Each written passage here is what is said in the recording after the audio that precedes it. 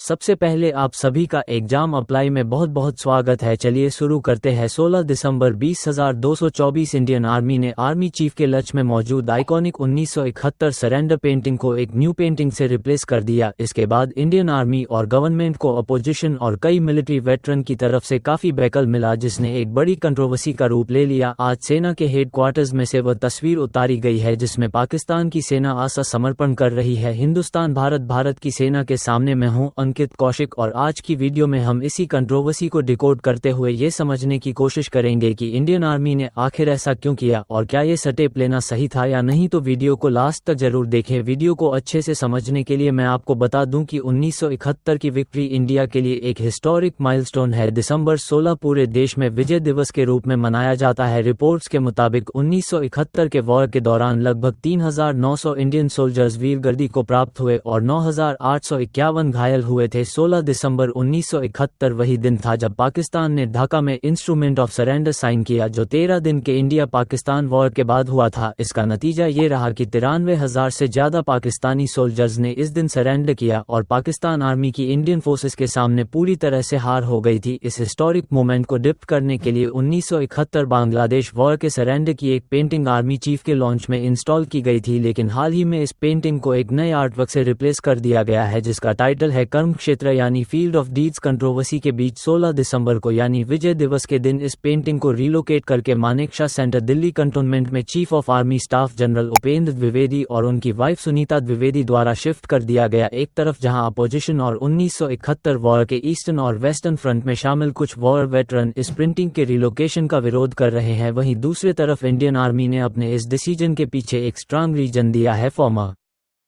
Northern commander ने अपने objection को एक्सप्रेस करते हुए कहा, the painting symbolising India's first major military victory in 1000 years and also first as a united nation in 1971 has been removed by a regime which believes that the mythology religion and distinct fragmented feudal past will inspire future victory. लेकिन Indian army ने अपने stand को justify करते हुए कहा, ये painting Indian arm forces की एक बड़ी मिलिट्री विक्ट्री और भारत के जस्टिस और ह्यूमैनिटी के प्रति कमिटमेंट का एक प्रतीक है। इस पेंटिंग को मानेकशा सेंटर न्यू दिल्ली में शिफ्ट करना इसलिए जरूरी था क्योंकि यहां का फुटफॉल काफी ज्यादा है as compare to army chief launch, और क्योंकि मानेकशा सेंटर पर इंडिया और अब्रॉड से काफी डाइवर्स ऑडियंस और डिग्निटरीज आते हैं, तो ये पेंटिंग इस हिस्टोरिक मोमेंट के प्रतीक को और ज्यादा लोगों तक पहुंचाएगा। आर्मी चीफ के लाउंज में लगी न्यू पेंटिंग पेंगोंग लेक को हाईलाइट करती है जो इंडिया चाइना बॉर्डर पर मौजूद है और इंडियन आर्मी की ऑफेंसिव कैपेबिलिटीज को शो करती है। इस आर्टवर्क में पेंगोंग लेक के अलावा मॉडर्न मिलिट्री एसेट्स जैसे boats, all terrain vehicles, tanks और अच्छी हेलीकॉप्टर्स को दिखाया गया है। साथ ही माइथोलॉजी फिगर्स जैसे चाणक्य और महाभारत के लॉर्ड कृष्णा को अर्जुन के चैरिथम चाइना को एक स्ट्रांग मैसेज देता है और इंडियन आर्मी के फोकस में एक बड़े शिफ्ट को रिफ्लेक्ट करता है। पिछले कई दशकों तक आर्मी चीफ के लाउंज में 1971 इंडो पाकिस्तान वॉर की एक हिस्टोरिक पेंटिंग डिस्प्ले की गई थी जो इंडिया की विक्ट्री और पाकिस्तान पर उसकी मिलिट्री सुप्रीमेसी का प्रतीक थी। लेकिन अब नई पेंटिंग एक अलग ही कहानी सुना रही है जो इंडियन आर्मी की मॉडर्न वॉरफेयर कैपेबिलिटीज और चाइना के बढ़ते प्रभाव को काउंटर करने के इवॉल्विंग फोकस पर जोर देती है। डिफेंस एक्सपर्ट्स जैसे मेजर जनरल अशोक कुमार का कहना है कि यह चेंज आर्मी के ट्रांजिशन को दिखाता है। कन्वेंशनल वॉरफेयर से लेकर कॉम्प्लेक्शन की वजह से सामने आए हैं। यह आर्टवर्क एडवांस मिलिट्री पावर और एज फिलोसॉफिकल हेरिटेज का टैंक्स, बोट्स,